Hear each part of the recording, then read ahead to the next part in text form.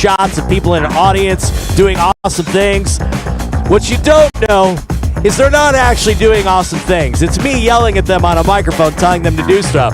We have our fabulous team here, so I'm going to ask something from you real quick. If you called sick to work today, or you're here with someone you're not supposed to be with, and happen to like Coldplay, you're in the wrong spot. So, here's what we want to do. On the count of 3, I want you to yell, clap, and cheer, and rise up in your seats and throw your hands in there. Very simple to do. It's going to look great on camera, and it's going to make sure that all of our friends from Wizards of the Coast backstage are comfortable and ready to come on stage. Can you help me with that? Yes or yes? Even you guys way upstairs, we're going to do it too. Just don't fall over the railing. All right, ready? On 3. It's going to look awesome. Hang on. Sorry, I'm going to do it for myself too.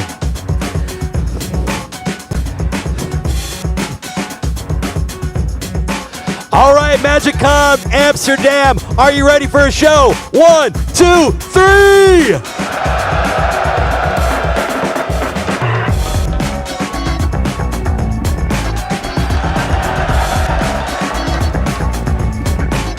All right, now, we're going to pretend we're fist pumping to a really great song while he switches lenses. So, we're going to do it on the beat of 2 and 4. How many of you played a musical instrument?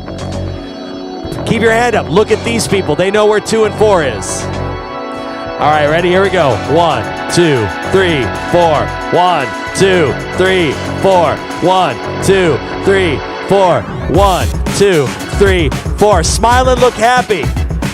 Pretend you're excited to be here. Both hands at the same time. Now, just like freak out like you saw the most amazing thing on stage right now. Like shake your arms really hard, like.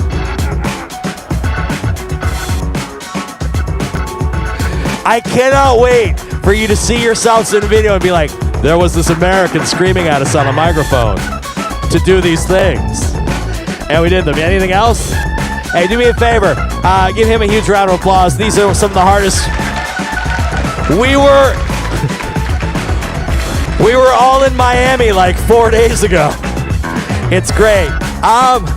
So, the last thing I need from you, again, you're going to get to see some amazing things. You're going to get to see some stuff that nobody's seen before. You're going to find out when and where we're going to get to hang out again at another MagicCon. So much to see in this panel. Y'all picked a perfect place to be. The only thing I need from you is when I say, are you ready for a show? I need you to lose your ever-loving minds. I need you to yell, clap, cheer, toss a baby in the air, whatever. I want you to scare the person that walks out on the stage. Because look, some of them work in this nice little quiet office drawing very painstakingly in Seattle. I want you to show them how much you appreciate their hard work. Can you do that for me? Yes or yes? It's some of the only times they get to be directly with y'all, and we know you love Magic because you're here. Again, remember, while you're here this weekend, you cannot see everything. You do not have that time. You cannot buy everything. You don't have that kind of money. But you can meet new people. So my challenge to all of you before you leave here, first priority, play at least one game while you're here, please. Y'all came prepared, right? If you didn't, there's plenty of stuff to buy out there. So please play one game and at least meet one new person. Can you do that, yes or yes? If you can do that, we can keep growing this community and we can keep coming back here. Would you like us to come back here? All y'all got to do is show up. So, MagicCon Amsterdam, I have one final question for you. Who's ready for a show?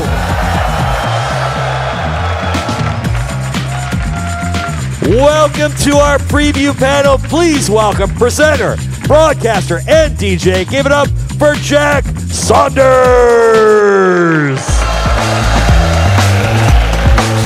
Yes, Amsterdam, what's up? Make some noise for yourselves, come on. Hello to you at home as well. Thank you for tuning in wherever you are. If you stayed up past your bedtime, you're eating your breakfast or whatever it is, this is such a huge and exciting moment. My name is Jack Saunders. You will usually find me hosting radio shows and TV shows in the UK, interviewing some of the biggest musicians and artists around the world, DJing festivals. But when I'm not doing any of that, it is all about playing Magic. And 3 things you should know. Yes, absolutely. Come on. It's all about playing Magic. And 3 things you should know. I love playing black. Yeah? Who likes dragons? Me too. And, hey, enough of the booze, thank you very much. And I have an unhealthy addiction with opening Ether Drift. It was a sleeper set, and I'll hear no bad words about it. No, enough of the booze, I'm not hearing it. I'm not hearing it. Look, we're in for such an exciting time here. We are going to be diving into literally the future of Magic the Gathering. We have a set called Reality Fracture coming the end of this year. Who's excited for Reality Fracture? Not only that, but we are going to dive into what is coming in 2027 for Magic the Gathering. Ooh, indeed. Ooh, just wait until you see it up there. Loads of exciting stuff to get involved with. Universes Beyond sets will be mentioned, but we are keeping full focus to in-universe Magic. Reality Fracture. Yes.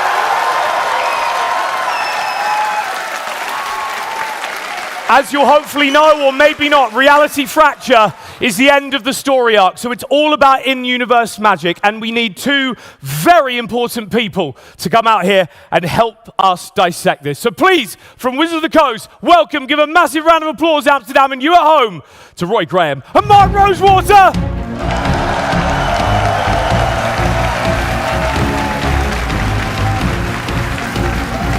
All right. Wow. Doesn't get better than this. Right, let's meet you first off. Some people will know you, some won't.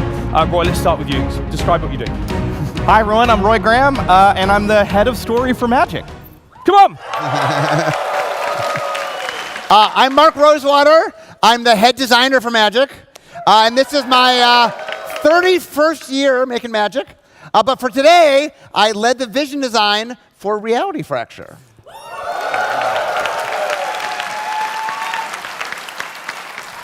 We couldn't have 2 more perfect people alongside us for what we're about to see and guide us through it. So, should we dive into Reality Fracture? Yeah, let's get in there. Let's do it. I've been waiting to talk Let's do about it. Come on, it's time.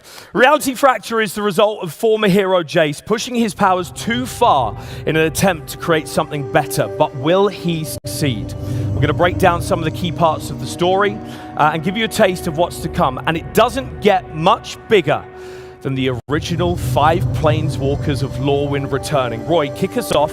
Who are they, and why are they now coming back? Yeah, let's get the Lorwyn 5 up on screen here. You know them, you love them. Here they are. These 5 are Magic's first ever printed Planeswalkers, and kudos to Mark and the team at the time. They really knocked it out of the park. These guys they're so perfectly representative of the 5 colors of mana.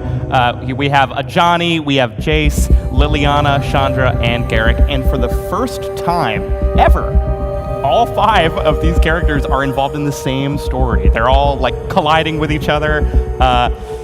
First time since Lorwyn, but they weren't even really in the story. They weren't in the story. Yeah, Lorwyn. so, No. Yeah. So here's basically what happened. So back in the day, I mean, Planeswalkers have existed from very early on. Urza's mentioned in Alpha, for example. But for a while, we're like, oh, they're too powerful. We can't put them on cards. They're like godlike beings. So we did a thing called the Mending during the Time Spiral, where we depowered them.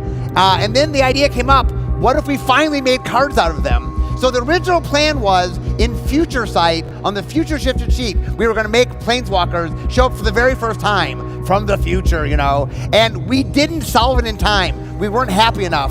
So we pushed them back. And so they ended up being in the very first set after Future Sight, which was Lorwyn. but we didn't even put them in story because we still were trying to figure them out. So this is the very first time all of them are in the story together. It's hard to believe because they're all such iconic Magic characters, but yeah, first time. Yeah. I mean, they all know each other. I mean, they've been in stories together, but never all at once. So this is something new, but yeah, it's very cool. I can feel the adrenaline and excitement pumping inside me. Let's get the gang back together. Let's do it. You've known him as memory adept, an architect of thought, a wielder of mysteries, a mind sculptor, and so much more. But Vryn's prodigy is going by another name these days. Say hello to the theorist, Jace Beleren. Come on! Oh, yeah. Roy, let's start with you. Right.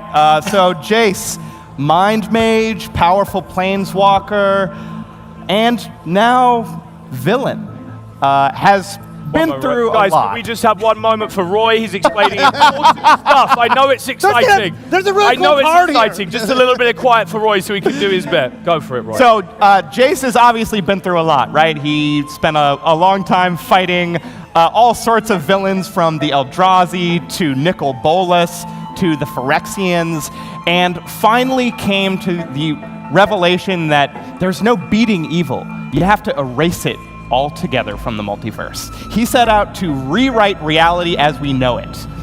But the only problem is that his Echoverse is unstable, and the way to make it stable is to replace reality as we know it. Overlie his Echoverse over the multiverse, rewriting it altogether. And so, Mark, how have you chosen to represent the multiverse manipulation of Jace in the mechanics of the card? Well, let's talk about the card. Okay, so when we first made the Planeswalkers, they had 3 abilities, but we said, could we just make a frame that has 4 abilities? We made that when we first made them, and then the very first Planeswalker to ever have 4 abilities was Jace, the Mind Sculptor.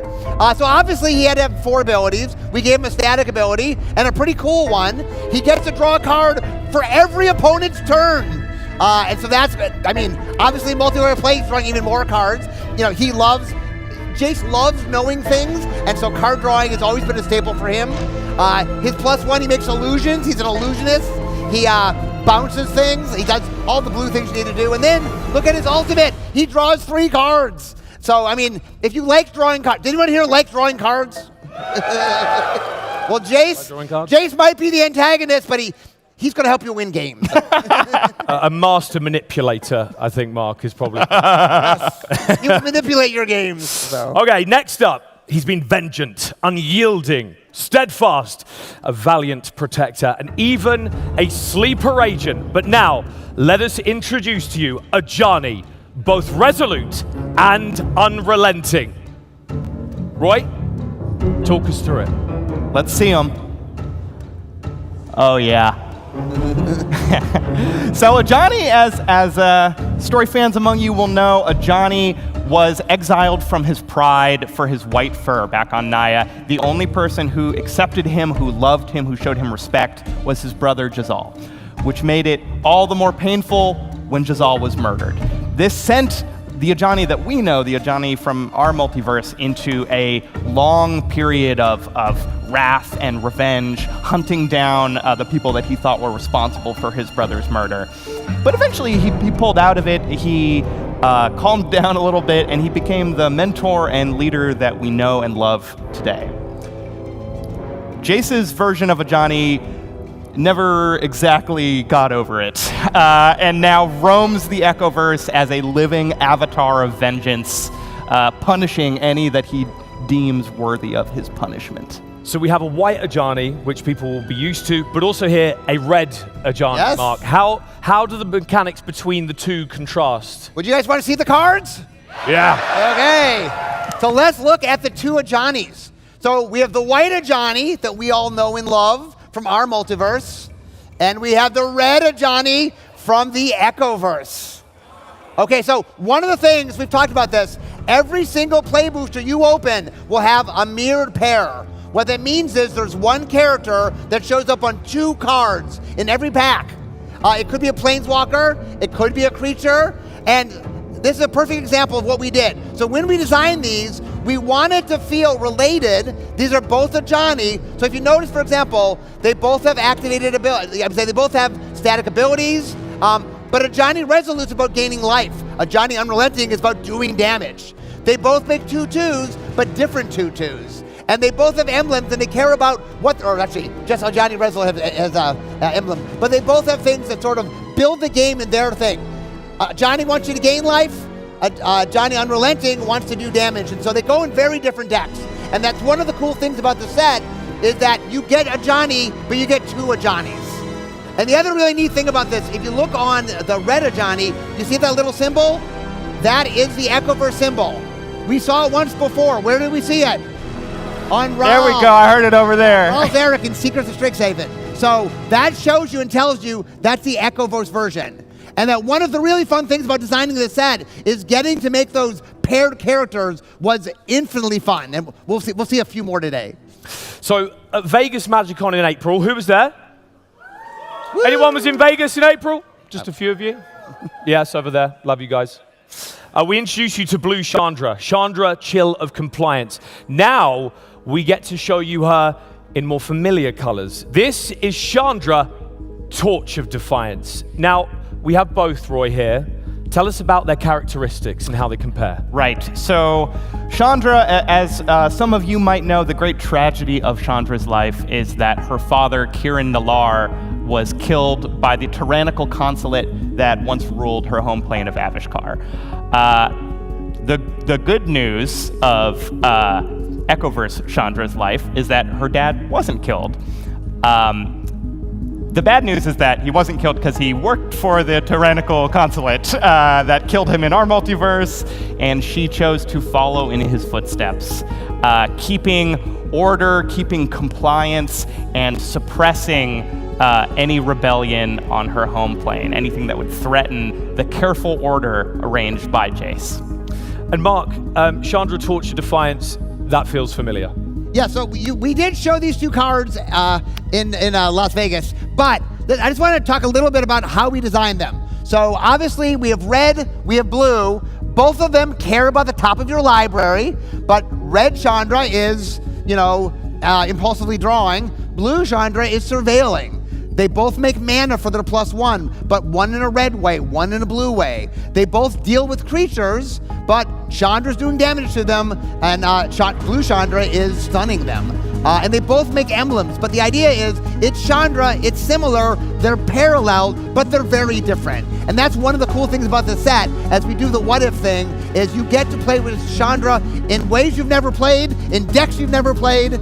I don't know how many mono blue decks have played Chandra before, probably none, but now you have that chance to do that. And a really nice art treatment on these cards as well, Yes. Mark, right? Yeah, so all the art, what we did is we asked one artist to draw them together. That's what we're showing you before we're showing you the cards. So they're always, they come together. And we even have some special treatments. So let's show you a special treatment here. Yeah. So these are borderless with a different piece of art. And one of the things we love doing in Magic is making a lot of fun collectibles. And so we know you had seen the other one previously, but this is a version you've never seen before. Those borderless echoed pairs look stunning, Mark. Yes. Love them. So look, next in our Lore in 5 has been the Veil and the Dark Realms, a defiant necromancer, a dread horde general. Do you know where I'm going with I can hear the excitement. And even our very last hope. Now she comes to us faultless and repentant. Make some noise for Liliana! Oh, yeah. Yep. I told you it was good. Yeah, a lot of people's favorite. Yeah, that makes for sense. sure. Come on then, Roy, talk us through this one. So Liliana, obviously Magic's most iconic anti-hero, most iconic, let's say morally challenged, morally questionable. What would she be like, though, if her brother Josu had never died? That was the moment that ignited her spark, that led to her practicing necromancy, that led her into contact with the first of many, let's say, questionable entities that she made arrangements with. The answer is what you see here on the left of the screen, a Liliana that stayed with her studies as a healer, that stayed in Benalia and became a noble. She becomes honestly a bit of a goody two-shoes, but one who is nonetheless quite powerful. And Mark, I can't help but notice we've got a really kind of defending feeling, you know, like the blocking, the shield is up, you know. So, what's the difference between the two? You guys happen to want to see the cards for Liliana? Okay, so as I said before, the pairs are always the same character. Sometimes they're planeswalkers, sometimes they're creatures. In the Echoverse, Liliana is not a planeswalker, and in our multiverse, Liliana's lost her spark, so she's currently not a planeswalker. So we get paired, and they're both legendary creatures. Liliana the Faultless, the white Liliana, she cares about creatures entering play because she wants to gain life. Liliana the Repentant also wants creatures to come into play, but because she wants to mill cards. And so each one of them is doing their own thing. Like I said, that's the fun of the set, that we get to see Liliana in a way you've never seen her before. And if you guys remember when we did back in Origins, that Liliana was once a healer, that she started as a white character, if you guys remember, and all Jace was doing, like Jace saved Chandra's dad, saved her brother, he was just trying to help, right? Yeah, what's so wrong with all of this? It's not like he totally messed up the next character that we're going to see super badly. But anyway, that, like I said, the fun of this is just, the pairs were so much fun to make. Can we go on? I want to see more pairs. Yeah, absolutely. Let's get into the next one. Look, last and certainly not least, and we actually haven't seen him for a whole while, have we? Magic's very own apex predator, Garrick, is returning. Yes! Oh yeah, we got some Garrick fans! Baby. Roy, how has the Echoverse of Reality Fracture affected him? Well, Mark teased it a little bit. Not great. Not great. Garrick's always had a beast in him, hungry and needing to like sate itself with that next hunt, the next beast that he brings down, greater and greater prey, all of that. The Garrick of the Echoverse found another way to sate that hunger using an artifact that some of you might recognize, some story fans might know, a little something known as the Chain Veil.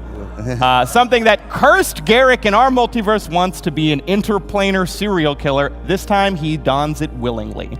Mark, I can't help but feel this one in particular might have been a real fun one to design. This was actually a very fun one to design, but I don't know if we need to show the audience. You've seen enough cards, don't right? Care, right? You've seen more cards? Yeah. Okay, let's show him Garrick. You want to see it? Put Garrick up on screen. They're not even taking the bait. They know what you're up to. Okay, we got Garrick Veiled Butcher and Garrick Cursebreaker. So obviously, the black, Garrick Veiled Butcher, both of them care about creatures. Both of them do make 4/4 beasts, but they handle it very differently. And once again, you see Garrick in black is using black tools and doing black things. Garrick in green is using green tools and doing green things. Garrick Cursebreaker is a lot like Garrick we've seen before, doing things you expect Garrick to do. But Garrick Veiled Butcher, a little bit different, a little bit meaner, and both of them, yeah, just a little bit meaner. So that's the fun. The thing I loved about making the set was that it is so much fun playing with What If, of taking things and seeing other versions of them, and we might see a little bit more of that. So all these planeswalkers are making me want to rebuild my Commodore Guff deck. That was my first ever commander I owned. That's a heavy one for the first one, isn't it? It might be time to make a comeback. Look, this is great, but it's not just the Lorwyn 5, is it? We should get excited about this. Every pack has a yeah, there's plenty of other stuff to get excited about. Some newer characters as well, including the very teeniest of tiniest of Magic Multiverse, or actually, Roy, maybe it isn't so tiny. Well, let's take a look at what Jace has done to Tiny Bones in this multiverse. Yeah, in the Echoverse, Tiny Bones is not so tiny anymore. Meet Titan Bones, who is not only not tiny anymore, not a thief anymore either. He's an honest man, or skeleton, or whatever he is. I like how Titan Bones still has the tiny head, though. Still tiny head. Yeah, that's important. So, Mark, the mechanics of these two, can we see the cards and how do they compare? Before we show the cards, though, one of the things that was really fun about this is normally the way I describe it is in vision design, we do something crazy, and then set design does the slightly calmer version of it. But this is a set where we did something crazy, and they just kept it. And so one of the things we said is, what pairs could we make? What cool things could we do? And so one of the ideas, we came up with a lot of crazy ideas. One of them was, in design, we had tiny bones, and we called them mega bones. And the idea was, let's really, how do you take classic Magic characters and just do a completely different take on them? And I'll be honest, I didn't think Mega Bones was going to make it to the finished product, but he did. And here what we can see is Tiny Bones, he's what you know, he's a thief, he steals stuff from your opponent's hand. But Titan Bones, he's kinder. Now he also interacts with discard, but he interacts with your own discard rather than your opponent's discard. And so Tiny Bones is tiny, Titan Bones is not tiny. And so we have a lot of fun playing off with lots of different things. So every pack you open, you'll see characters, and every character is different in different ways. And that's one of the fun things about the pairs is we did a lot of different kinds of pairs. They're always characters, so they're either creatures or planeswalkers, but we really did fun things with them. The Echoverse version is not what you will expect some of the time, and we really did a lot of really fun things. Titan Bones is great, but justice for Mega Bones for me. I want Mega Bones at some point. Look, let's turn our attention now to Hexhaven. This is basically the inverse version of Strixhaven, which was created by Jace. Roy, what are the differences between the two? Right. So Strixhaven, of course, everyone knows and loves. Strixhaven is the multiverse's foremost place of learning for young mages looking to sharpen their skills, make their way in the world. Hexhaven, of course, has a very different goal, which is helping Jace's master plan succeed. And to that end, it's a little more ruthless, a little more no-nonsense. The students of Hexhaven are actually referred to as cadets in the tokens that they create. So a cool little bit of typing to reinforce that.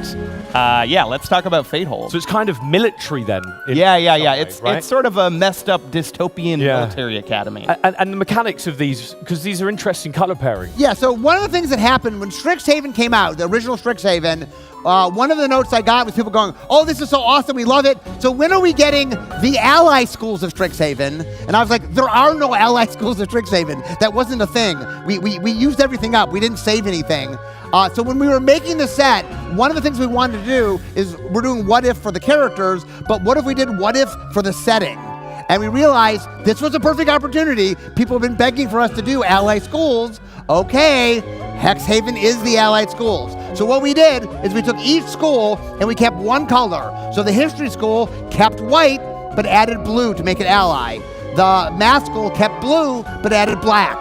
The language school kept black, but added red. The art school kept red, but added green. And the science school kept green, but added white. And so now we have an ally collection of schools. And so today, we can show you a card from each of these schools, starting with Fatehold, the School of Future History. Roy, over to you. Talk us through this one.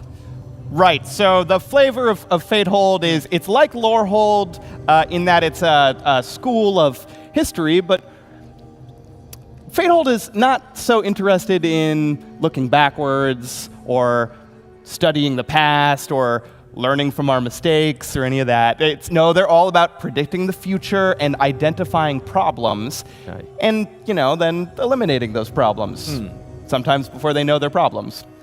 Right, and so Mark, mechanically then, how does that fit in with the card that we're looking at? Okay, so one of the things we wanted to do when we were doing Strixhaven is we just did Secrets of Strixhaven. Anybody here play Secrets of Strixhaven? Woo! Okay, so in it, we introduced a brand new mechanic called Prepared. And we really like Prepared, and so we said, okay, just because it's a different version, we still could use Prepared. So what we did in this set is, at common and uncommon, every school has just one Prepared spell. There's other stuff at higher rarities. And so each school, to represent the militariness, that they're all doing the same thing. So for example, Peer Review is for white-blue. It is a spell that makes a 2/2 token, a cadet as we talked about, and surveils 1. Why does it surveil 1? Because they're the school of looking at the future. And as you can see on the card, it cares about when you scry or surveil. The set has surveil, but we said scry or surveil for backward compatibility. And the idea is that you can they play into what you know, but they also care about the future. And so it allows us to craft the draft archetype in white-blue around this prepared spell. Awesome flavor already. So Prudent Fateseer, from Fatehold, the School of Future History, into Theorix, School of Esoteric Mathematics. I sort of feel like all maths is esoteric, isn't it? Not school? Not compared to what Theorix do. Oh, okay, fine, right. The students of Theorix, the cadets of Theorix, are all about impossible numbers, mind-bending physics, and something that in early design we called dark math. Isn't all math dark math? I was talking about. Of course, the side effect of all of this mind-bending, meddling with the underlying fabric of reality for Theorix is that the students tend to go insane. Well, speaking of going insane, so the prepared spell for blue-black is omit variables. Now, I didn't point this out before. All the prepared spells are hybrid. And so this is blue and black, so blue and black spells can have it. It mills cards, your own cards. And then, if you notice on the cards will interact with things in the graveyard. That's part of what blue and black is doing. And you'll notice that this card can re-prepare. So some of the spells will be able to let you re-prepare things. Some of them when you enter, but some let you do it multiple times. So Stingerquill is next. That is Stingerquill, the School of Painful Words. It sounds mean, Roy.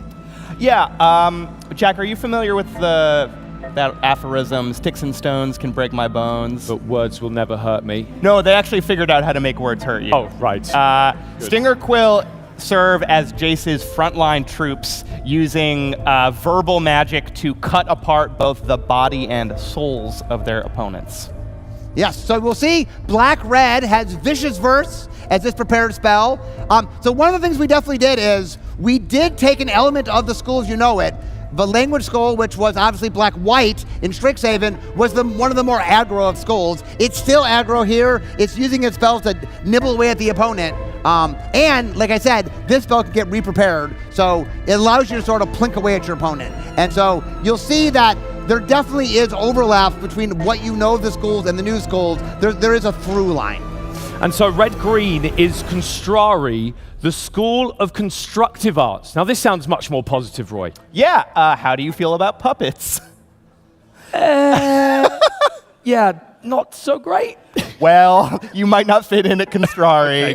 They love puppets. The people, or the cadets of Constrari, channel all of the creativity, artistic inspiration, all of that stuff that you might recognize from Prismari into more useful things like architecture, buildings, and soldiers for Jace's grand project. They don't do any of the feelings stuff of the other arts. So Prismari, if you remember, like to cast big spells. So the idea of ramping is carried over. So you'll notice Soul Tether, which is the prepared spell, makes a Heartwood token. Notice carefully, it does not sacrifice. It is not a treasure. It's permanent. And so it makes red or green mana. And the idea is you can keep re-preparing it, you can keep making more of these, and you can make bigger and bigger things. But rather than just spells, you also here can make big creatures, maybe some of which are puppets. So. And finally, we have Vigorbloom, the School of Invasive Healing. What can you tell us about this one, Roy? Well, Witherbloom, their mirror, or the real multiverse version, is the School of Life and Death. It's about that balance, that cycle. Vigorbloom dares to ask the question of why die at all? Why ever die? It's a good question. Not bad. No, if you get close to dying, Vigorbloom will just put some of their invasive plants into you, as you can see on this card, stitch you up, and you'll be send you on your way. You won't even recognize yourself when they're done with you. So this prepared spell makes a good point. Some of the stuff carries over. So obviously, Siege Suture, put a +1 counter on target creature, you gain 1 life. There is a life theme that's still there. Witherbloom was all about life, but there's a new component. There's a +1/+1 counter component. On the main card, you can see it grants creatures with +1/+1 counters vigilance. And so not only are there carries over what the school used to do, there are new things that we bring in. So every school has something old and something new blended together. So Reality Fracture is going to bring us Hexhaven, the alternative school of Reality Fracture and this Echoverse that Jace has created. How deep does this go, though, Roy? The changes that Jace is making here, how far did you go with it? Well, the changes, as I think you guys have seen, go all the way through the multiverse. And the temptation was definitely there for us on the story team to go really wide with it.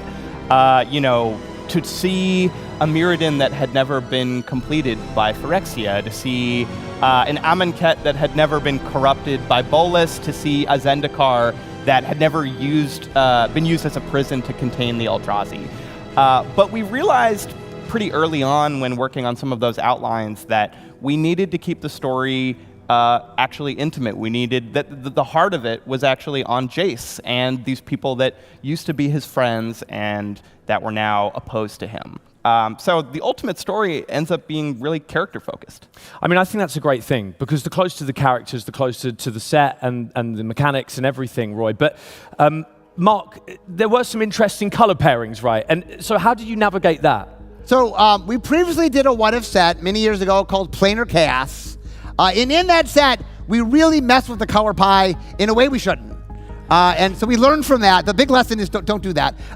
So what we did in this set is we do not, the color pie is the color pie. If we're making red Chandra, she uses red abilities. We're making blue Chandra, she uses blue abilities. And so we do a lot of cool things. We stretch creatively. We do a lot of differences, but it's still the color pie used as the color pie is used. There's some creative, a little bit of bending, but nothing, it's the colors as you know the colors, but showing very different things. Would you like an example? Yes, please, show us. Would you guys like an example? So, okay, so far we've talked about pairings, but we also have cool one-ofs in the set.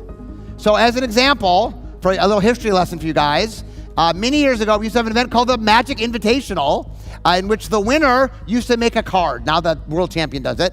And there was someone who won named Bob Marr Jr., and he got to make a card. He chose to make Dark Confidant. Now, Dark Confidant is not in the set, but we said we're doing a what if world. What if we took Dark Confidant and made it white? Who would like to see that? Yeah. Okay. Meet Enlightened Confidant. So like Dark Confidant, it's 2 mana, it's a 2/1, and as you can see, it does interact with life and card draw, but not in a black way. You're not spending life to draw like black would. No, you're gaining life and using that as a means to get cards.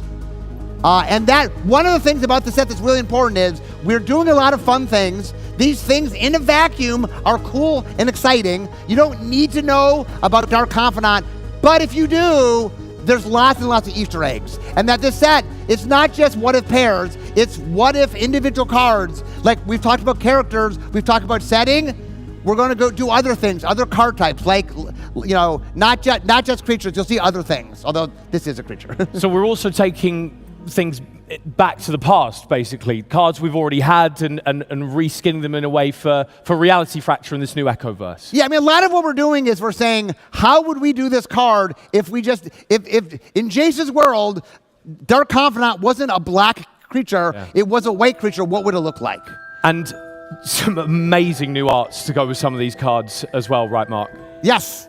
So we have a special treatment in this set, which we did show off once before, called the Broken Mirror treatment. And the way it works is you see the card in the thing, but pieces of the mirror show you the other version, our version from the normal multiverse.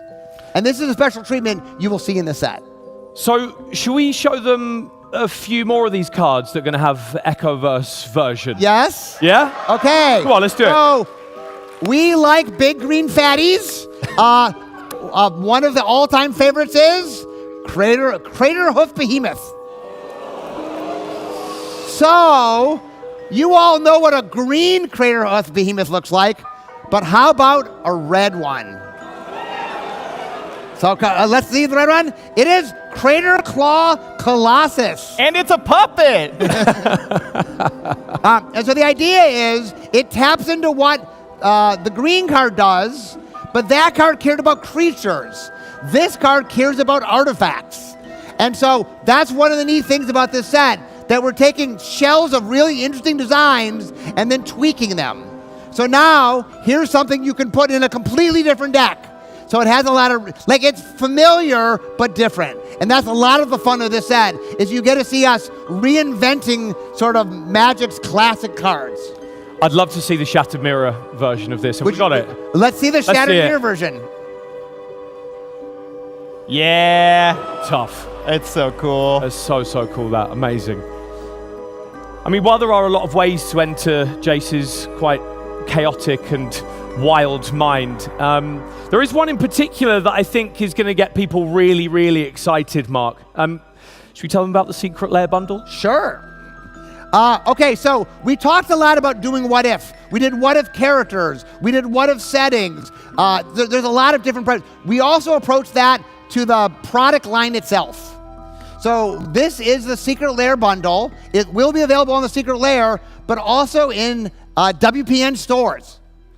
We are experimenting with how Secret Lair works. And this set, you can open up. In the set, you get 2 collector boosters. You get 6 play boosters. You get 20 foil traditional borderless lands. You get a spin down. And you get a special promo pack that is 2 out of 10 mythics that have a special art treatment in Secret Lair style. One of the things Secret Lair does really well is we let artists really invent and do really creative things. So can we see some examples? Oh, please, yeah. These are all cards we showed you before, but you can see the Secret Lair version of them. Any favorites on there for you two? I like the Jace a lot. It's the Colossus. Yeah, it's the Crater Claw. Guys, while you're soaking that up, we're nearly done with Reality Fracture, but I do want to emphasize how big this set and this moment is going to be. We are literally going to be part of a historic moment in Magic the Gathering and its story. And seeing as I have the head of storytelling literally to my right-hand side right now, I would like to ask one big final question. For everyone in the audience here at Amsterdam, for those at home staying up past their bedtime, eating their breakfast, or, skipping work for some reason or another, what the hell is going to happen, Roy? I can't tell you, man. You know that. But I will say, this is the end of an arc that started all the way back with Wilds of Eldraine. But I think the story threads we ultimately bring in are really going to surprise fans. They go back a lot farther than what I think people are expecting. And my journalism degree wasn't a total waste of time. We got something there. Please. And the cards, by the way, are super awesome. Yes, they are. The cards. They're awesome. And so are these guys. Make some noise. Roy and Mark, thank you so much for hanging out. Absolutely. Pleasure. And stay tuned for the Magic story to start dropping at the end of August. Love it. Yeah, okay. Nice. There you go. Got another one out of you. Make some noise for Roy and Mark.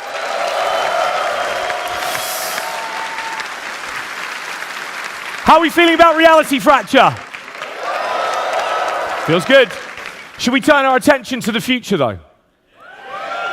Magic the Gathering in 2027. That's what we're going to talk about now. So please welcome to the stage Jackie Jones and Zakeel Gordon.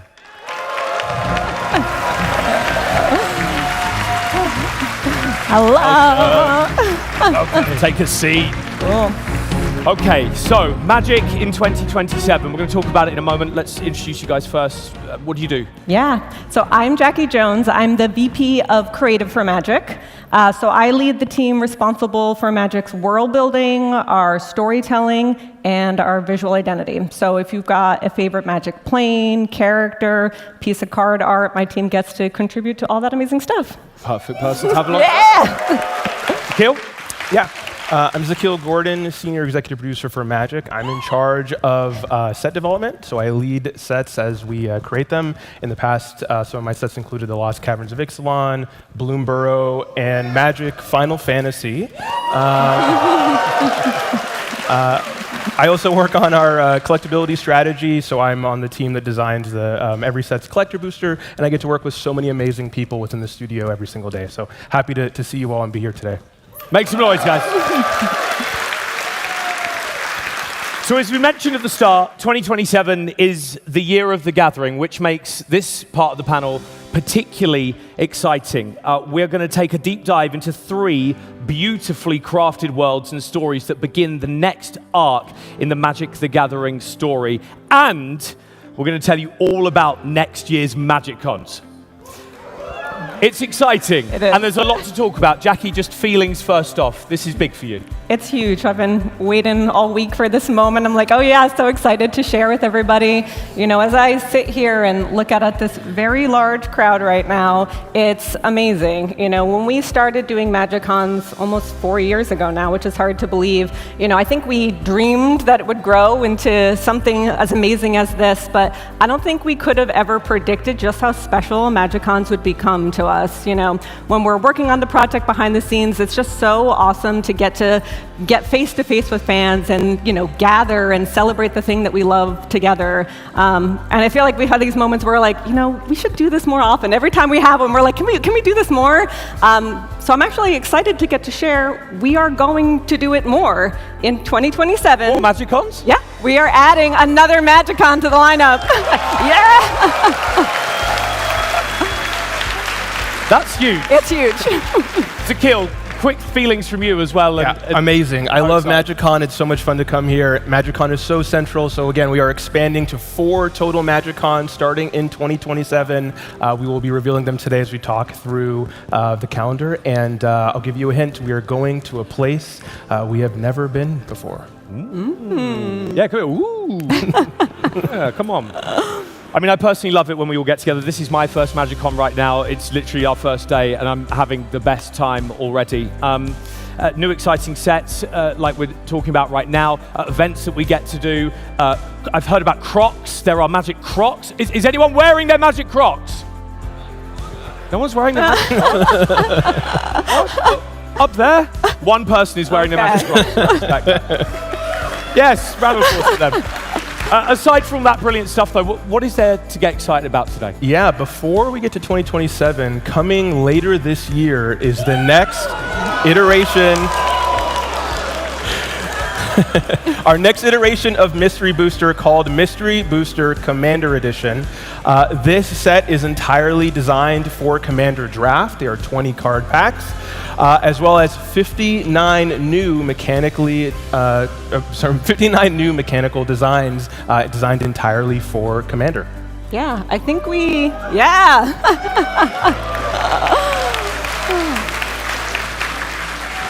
If you were excited about that, we actually do have some cards to preview.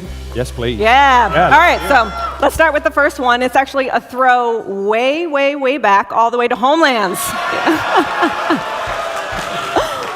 Yes. So here is Joven and Chandler. They are a 5-mana red creature that allows you to take control of artifacts from other players on the battlefield.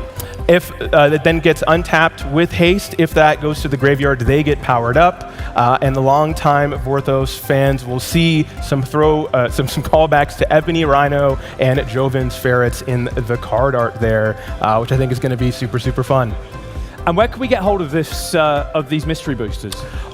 So you can get a hold of these at Gen Con, as well as MagicCon later this year and Festival in a Box. But not all of the cards in Mystery Booster Commander are throwbacks. Some of them involve a brand new mechanic that we have called Rule Breaker. So let's take a look at our next card called Talabo. Talabo is a very cute 4-mana otter. Aww. And it says whenever you cast an instant, you can make an otter. And it has this new ability called Rule Breaker that allows you to play instant and sorcery spells of an additional color not in your commander's color identity, as well as basic lands. We worked super closely with the Commander format panel on this. This was a recommendation from them, so we're super excited to bring this card to life. Look, if Jovan and Chandler can make a comeback, then, I mean, let's be honest, Jackie, anything is really possible at this point, isn't it? True. But I know lots of people talk about the Pro Tour Hall of Fame. Can we expect a return for the Pro Tour Hall of Fame? Yeah, I know people have been asking for that for a long time, and I'm very excited to get to share that it is coming back this year. Yeah! Yeah, so for those who are not familiar with what the Pro Tour Hall of Fame is, it honors and celebrates the best players that have ever played the game, which is incredible. You know, I know for pro players themselves and for those who love pro play, this is especially meaningful that this is coming back.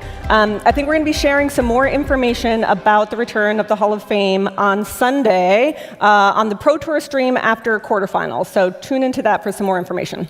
Quick question. Is there a spot on the Pro Tour Hall of Fame for someone who misses all their triggers? You have to ask Zakeel. I don't know. It's going to be kind of hard. I thought I could have spiced it up a little bit, but alas, there we are.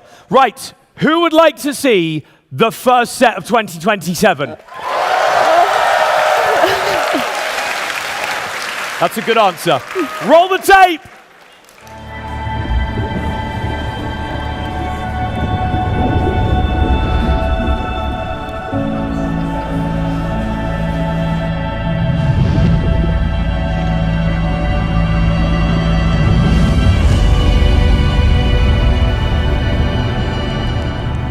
Noctis is our very first fully underwater plane. This is something that fans have been asking us for so long. Noctis is a place of merfolk civilizations in their height.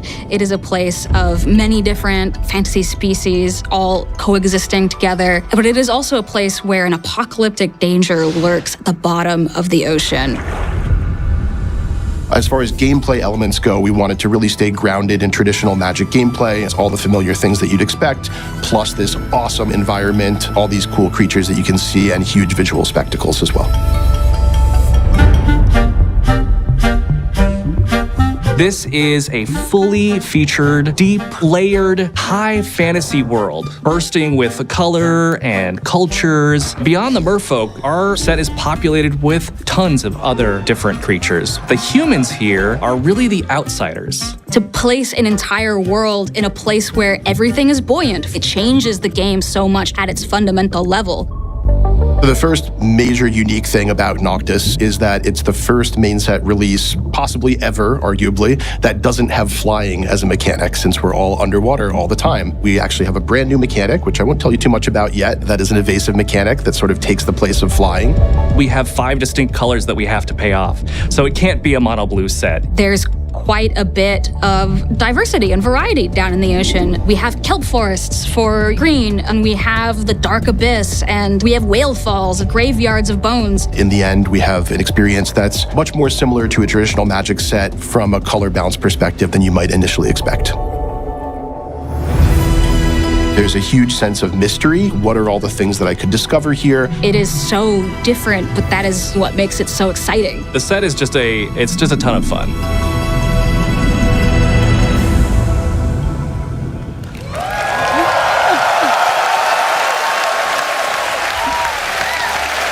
Wow.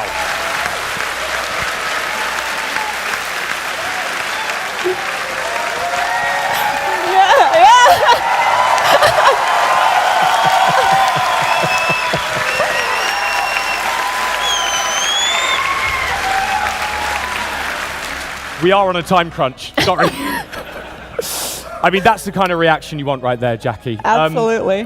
When are we taking the plunge? I feel like you are trying to trick me into saying an ocean-themed pun, which is ironic because during the set's development, the creative team constantly was trying to get me to do that, and I absolutely refused and would never take the bait. Okay, this one time, players are going to get to take the plunge into Noctis Sunken Realm on February 5th, 2027. And look, I know we've just seen a lot from that video right there, but it was moving fast. We'd love to see some stills and get a real feel for Noctis if possible. Yeah, I'll tell you a little bit more about it. Okay, so Noctis is this vast fully underwater plane. It's got the warm shallows, and then you get to dive down all the way to the dark depths of the dark abyss. I think the idea of underwater world is this really classic high fantasy concept, and one of the biggest challenges for the creative team is like, how do we take this idea that is out there, but do it in a way that's really unique to Magic? And I think one of the best ways to approach that is underwater is usually the domain of blue, and we said, how can we explore this through all the different 5 colors of mana, and how does that show up in all the environments, which was really fun. I bet. Yeah, that means that the creatures of this world also just encompass a menagerie of different things, from colossal behemoths all the way down to the cute, cuddly creatures of the ocean. Yeah, you've got the things you would expect, so merfolk, shark folk, squid folk, but we also got to explore, like, how do air breathers survive down here? How do the humans get around? Hang on, so if you had to think outside the box, maybe a snorkel equipment confirmed for Noctis? Never know. Wait and see, wait and see. So is this the beginning of the new Magic story then? Yes, so this is Noctis, the Sunken Realm is the first set in 2027, as well as the beginning of our new story arc. And you will be able to celebrate the release of Noctis at the first of 4 Magicons in 2027. Zakeel, where and when, please? The first MagicCon in 2027 will take place in North America, and a place we haven't been in a while. The MagicCon will be in the Motor City of Detroit. Oh, make some noise for Detroit! No, I get it, Magic fans. I get it. You know, it's the birthplace of Motown, techno. You nerds aren't known for their dance moves, which is why we're giving you plenty of warning just to get the hips warmed up and ready to go for Detroit, Jackie, you have a MagicCon first to tell us about as well, right? Oh, I have such a good one. This is the best. Okay, so if you can't make it to Detroit, or you can't dance apparently, May 14th through 16th, we are going to be making our MagicCon debut in Asia. We are going to Tokyo, Japan.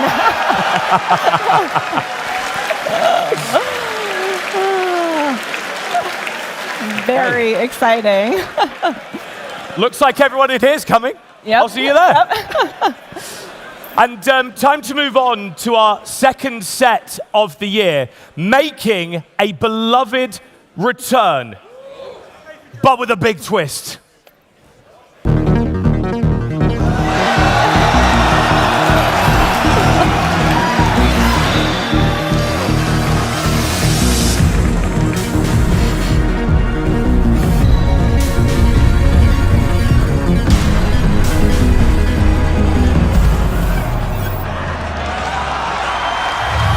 It's just a day like any other on Kamigawa, and then bam, the sky opens up and out falls of all things Ikoria. You've got giant monsters, weird creatures, nightmares, elementals, and literally the land itself falling out of the sky. Kamigawa Titan Breach is a set that takes 2 fan-favorite planes and crashes them together. On the one hand, we've got Kamigawa. This is a long-standing Magic plane with a lot of nostalgia. On the other hand, we've got Ikoria, much newer, but very quickly beloved by fans. And each of these sets is coming together to clash in a classic mechs versus monsters conflict. This is probably going to be one of the largest scale conflicts we've ever seen in Magic the Gathering. We're talking about things that might be 4 to 5 to 6 times the size of things that we've seen before. Whether it's the mechs and these kind of gigantic constructs, or most evidently the monsters who are going to dwarf everything around them. The scale is like off the charts huge, so we had to make sure that the human element was retained. So a lot of our humans I actually had to put up on rooftops just to make sure that they were within eyesight of like these giant monsters that are rampaging through the city. There's a large focus on the people of Kamigawa and how they are going to have to deal with this incursion, how they're going to be able to defend their home, defend themselves, protect the people. The set story will have lasting implications on the characters that we know and love. What we're seeing now for one of the first times is an Omen Path representing an existential threat.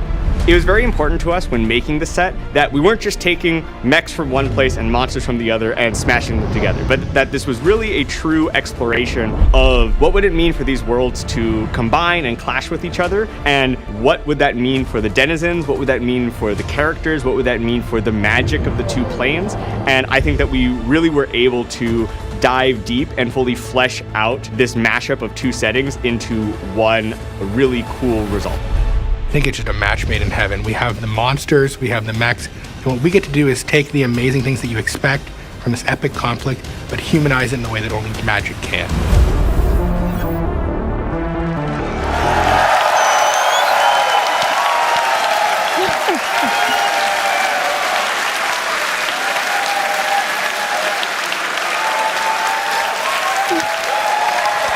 All right, all right.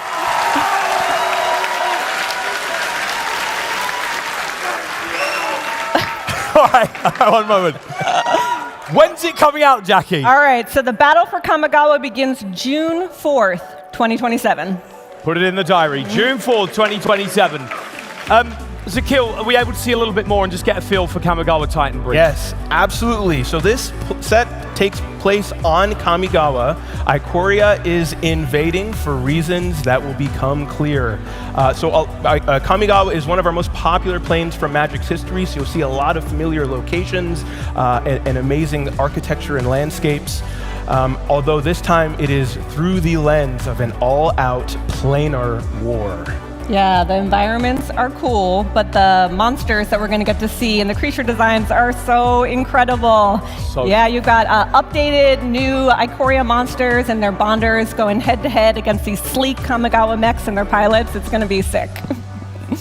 The big question is why and what led to this all-out war and what will come from it. Get ready to choose your side in June of next year. Brilliant. Okay, so let's add this to the 2027 timeline. You can see it on screen right now. 3 sets and 2 Magicons in the first 6 months of 2027. Truly the year of the gathering, would you not agree? Yeah. Yes, of course. It's going to be huge, Jackie. Yeah, it's going to be huge. Yeah. So Kamigawa Titan Breach is going to be our 3rd set of the year after our first unannounced Universes Beyond set. And where should fans gather to celebrate the battle between the mechs and the Ikorian monsters? Where can we go for that, Zakeel? Yeah, we have a bit more of a gap until our next MagicCon, but we will have theming for Kamigawa Titan Breach at our 3rd MagicCon, MagicCon Las Vegas, in August 27th through 29th, about a month after our 2nd Universes Beyond set of the year. We're going back to Vegas, baby! And Jackie, we spoke earlier on about the Hall of Fame, and I'd love to talk a little bit more for our competitive fans. Have we got any more that we're able to announce? Yeah, we're going to chat a little bit about the Limited Championship. So the Limited Championship is a pro-level event that players have already been qualifying for, but today we're sharing that the actual event itself is going to take place June 18th through 20th in Minneapolis. Fantastic. So we started with Noctis the Sunken Realm, moved on to Kamigawa Titan Breach, and now we have our 3rd in-universe set of 2027 to show you. And let me tell you, it is definitely going to be one of the most anticipated settings we have had in a long time. Let's take a look.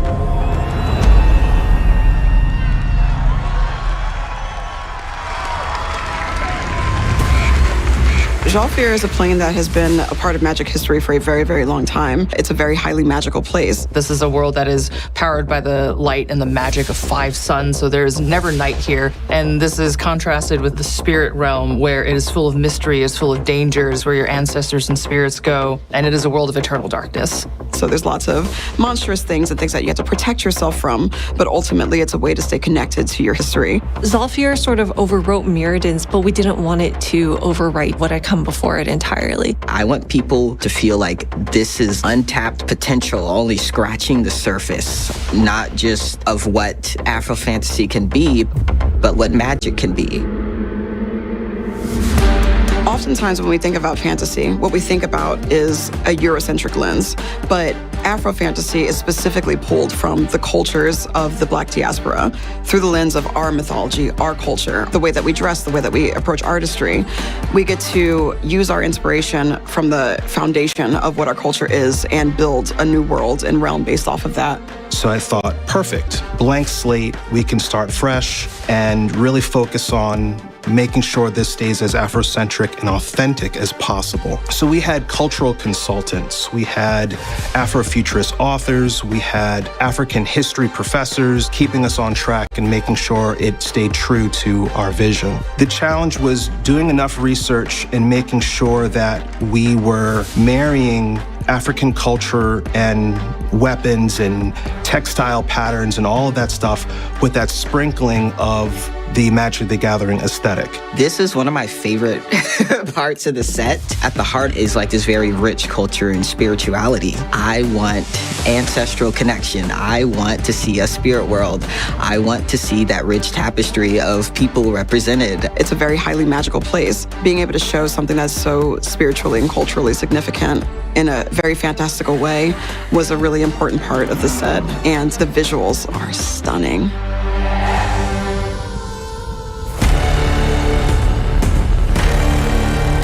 I hope the people who see this and haven't seen themselves represented in such a way, I just hope that they feel empowered, excited, energized, and inspired to also know that, they are represented, their body types are represented, their hair, and the infinite things that our hair can do are represented. And I just want people to feel the joy that we felt while creating this set.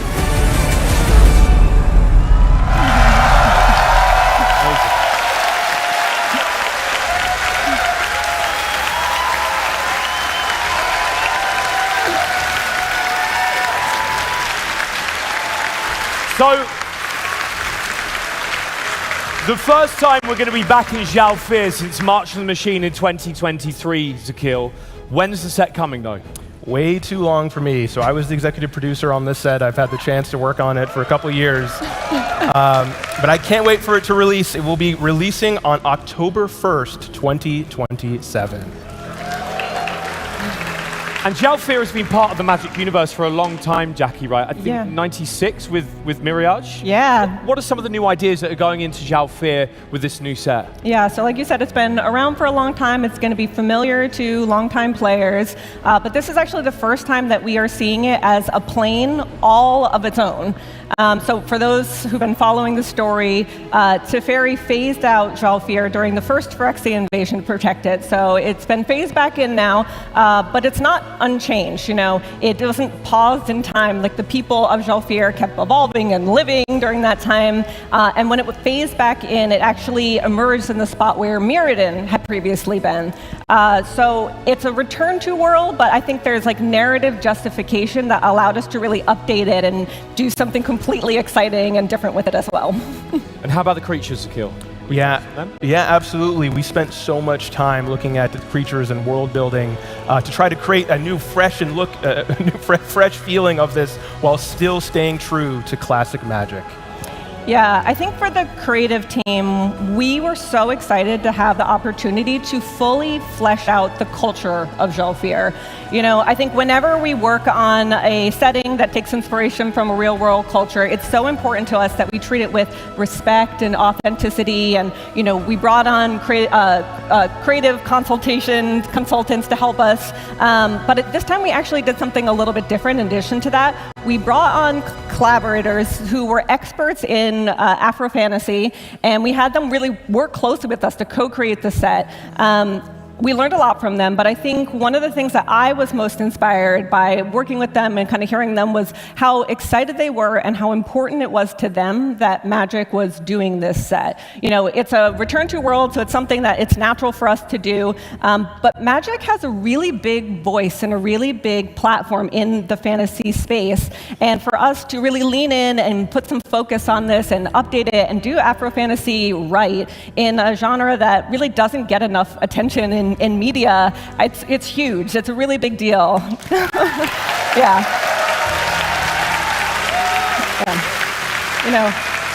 I've worked on a lot of Magic sets, and this is probably the Magic that I feel most proud to be part of. I love that. I mean, we've not even, seen any cards yet, and already it looks absolutely stunning. I can't wait for Zhalfir. So let's add Zhalfir to our 2027 timeline, the year of the Gathering. Is there anything else we can add, though, Zakeel? Yeah, there will be a Universes Beyond set released after Zhalfir as well, bringing the year to 6 total major booster releases, with 3 of them being these beautifully crafted Magic Multiverse worlds. So if we take a look at the 3 sets that we revealed today, honestly, I think that this is some of the best world building the creative team has ever done in a single year. It's pretty incredible. All of these are absolute bangers. I think what's really special about getting the opportunity to work on Magic is that it has this huge creative legacy that's so important that we get to honor, but at the same time we get to build upon it and evolve it and chart where it's going. And I think these 3 sets do exactly that. Noctis, Kamigawa Titan Breach, and Zhalfir each represent something that is really true and authentically Magic, but at the same time pushing the multiverse into really new spaces, which is what we're here to do. Incredible. I mean, Amsterdam, what are you making of the future? Come on, let's hear you. 2027, the year of the Gathering. Incredible. We're almost. I'm just thinking. Didn't we? We said there'd be 4 Magic Cons. No. We did. Forgotten one. I think we might have. I can share that now if you want. Do you want to hear it? Yeah. All right, so our last MagicCon of 2027 is going to take place December 3rd through 5th, right back here in Amsterdam. Yeah.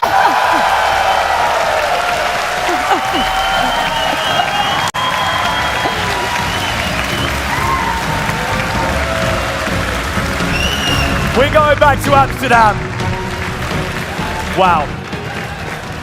Look at that timeline, truly incredible for 2027 in Magic, a brand new story arc that starts with Noctis and goes beyond all the way throughout the year. Make some noise for your panel today.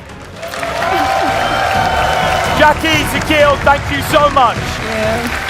Whether you're excited about going with Noctis and the Sunken Realm, exploring the mighty mechs of Kamigawa Titan Breach, or returning to a new Zhalfir in 2027, it is going to be an awesome year for Magic. Thank you to both of you for hanging out. I have been Jack Saunders. Thank you so much. Maybe see you tomorrow for the Hobbit. Good night!